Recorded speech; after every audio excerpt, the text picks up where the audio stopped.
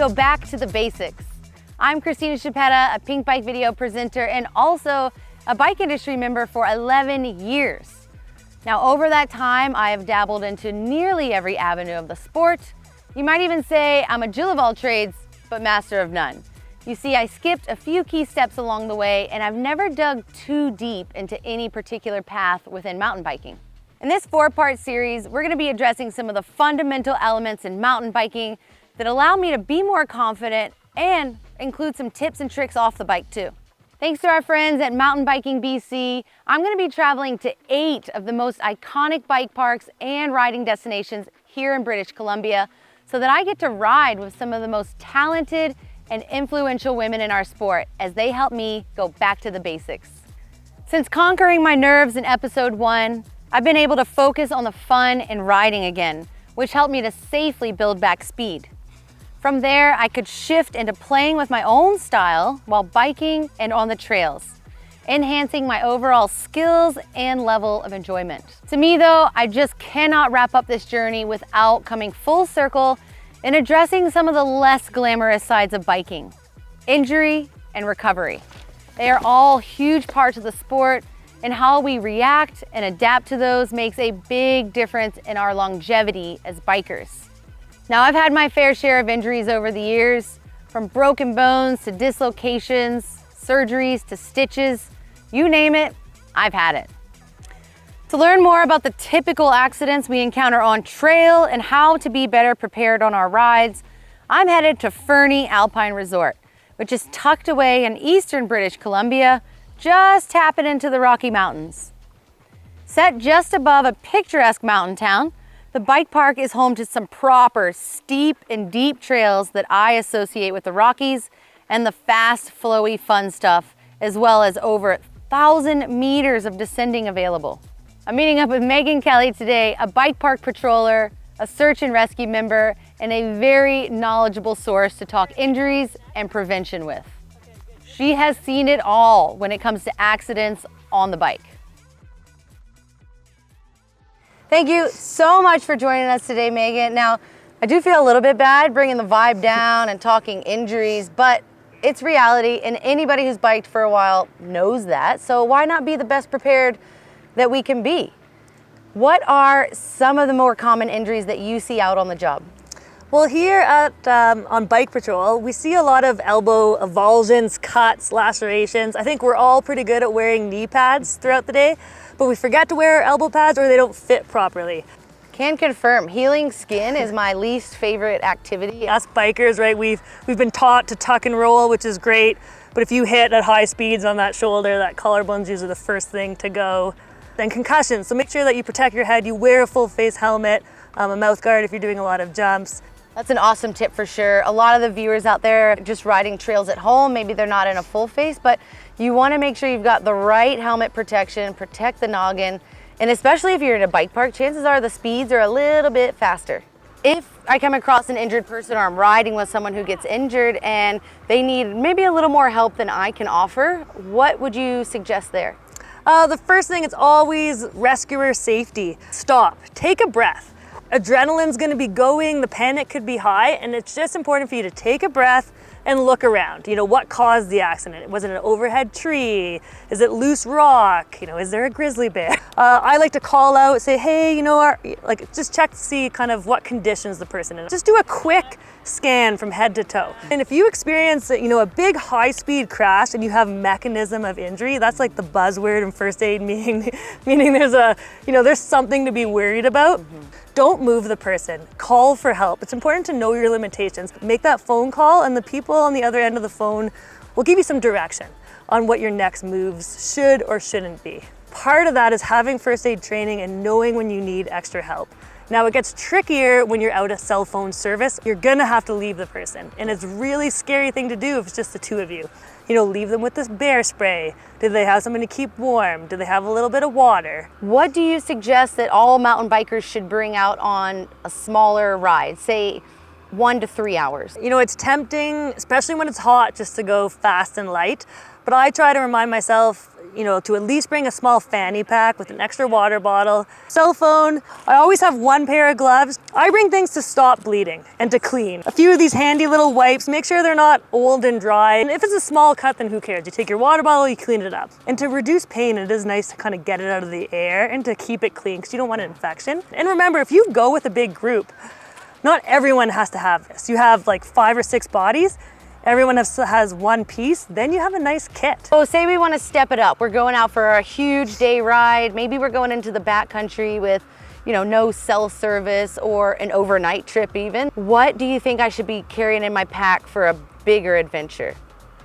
First thing, check yourself before you wreck yourself. Now we're like 3 days in the bush, and if you sprain an ankle, have a cut that gets infected, have a blister that goes untreated, you might need to leave here in a helicopter. Adjusting your risk, and I understand sometimes you're going out to push risk, so it is a little bit of balance there, but bigger backpack, extra water, extra snacks, a layer, one of those little foldable tarps. I usually have a SAM splint, bigger versions of this bleeding kit I showed you with a Tylenol or Advil, just something to take the edge off. Tape is everyone's best friend. Yeah, knowing how to use the equipment, I recommend that everyone takes an online first aid course or a 40-hour at minimum, right? I think it's just part of that knowledge that we should have.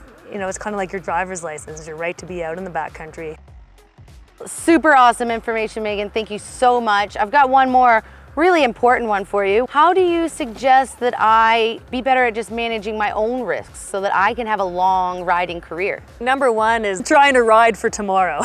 But I like the whole pre-ride, re-ride, free ride. So what I find if I'm working on a skill, I need to go slow, kill the speed a bit and work on my form. So I think changing your objectives can help manage your risk. Sometimes people are just tired after a long day of work and they just want some exercise.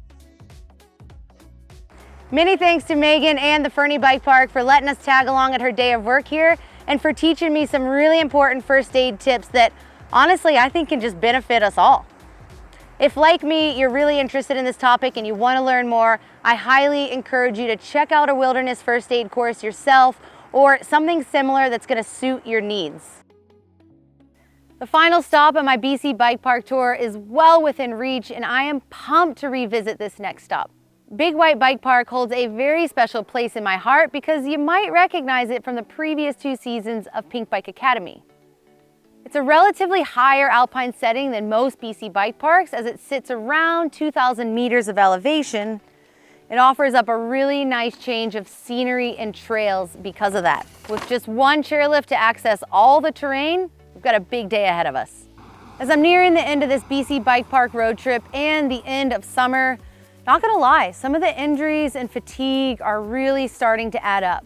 Now, that's something any avid biker has experienced in the past for sure, so I didn't want to miss this opportunity to talk about recovery, which I think is an overlooked aspect for lots of athletes. Our final guest of the series, Jenna Cuban, is another ripping biker, but she brings a wealth of knowledge on the topic of recovery because she's also a registered nurse and a bike park patroller here at Big White. Jenna, a lot of us mountain bikers have experienced some pretty big injuries over the years. So can you just run me through what the recovery phase could look like? The recovery phase is usually quite slow. So I would say the most important thing is to really just be patient with yourself and not expect anything big or anything to happen quickly. Really taking it easy, reflecting I think is really important. And so instead of always thinking about, okay, I made it to this point, now I want to get to this point. I feel like us as mountain bikers, whether that's like in terms of recovery or just progressing in your sport. That's a good reminder. I like how you said it too, like us mountain bikers, we're so keen and eager and we just want to like get the thing done. So personally speaking, I've had a lot of injuries over my time, but usually the first thing I'm dealing with is a bit of depression. Like I'm pretty gutted to be injured and not get to do all the cool things I was looking forward to. Accepting it, not feeling guilty about it. It's like kind of an unavoidable phase in the recovery period, I think. It's going to be some frustration and some downtime, relying on your friends, hanging out with them more, maybe taking that time to do the things that you haven't been able to do as much. And then you can go back to focusing more on like the progression and the rehab or whatever it may be to get you back to where you were before. So if I want to give myself the best possible chance for a good, smooth recovery, what should I not do?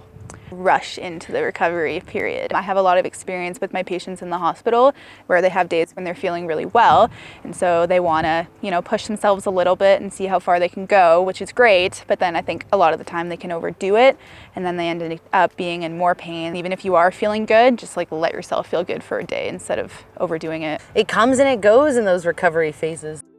Something that people don't really think about a lot is what you're putting in your body. It makes a big difference if you're eating well or putting good things into your body, being nice to yourself. It's gonna help your brain as well. So speaking about the brain, what do you think about concussions? Concussions are really hard because it's not something you can see.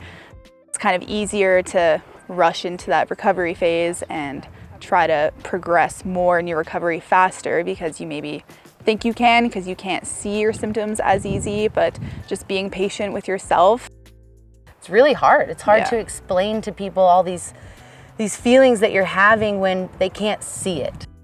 Just looking at the bigger picture, and I think that can kind of help people be more patient with it. Just really assessing where you're at initially, getting kind of like a baseline assessment of your concussion. So really keeping track of how you're feeling, day one, what your signs and symptoms are so that you can track your progress. And if another concussion does come, you can kind of go back to how you were feeling before, what that baseline was. It's easier to just see changes when you have kind of like an initial assessment of where you were at right from the start.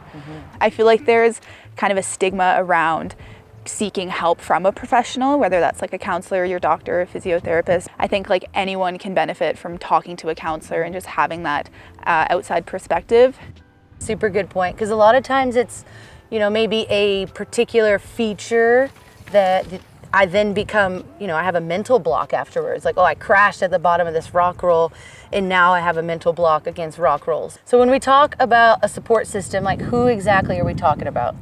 It's like a variety of people for sure. You can get support from so many different professionals, so many different like aspects of your life. So I think initially it's mostly going to be a relationship between you and your doctor just to kind of get like the medical stuff out of the way. And then from there, like the rehab phase, like when you're really in the recovery, it's going to be more like physio. And then from there, you got to really rely on the people around you, the people who know you and know kind of what your strengths and weaknesses are that you can like talk about that stuff with.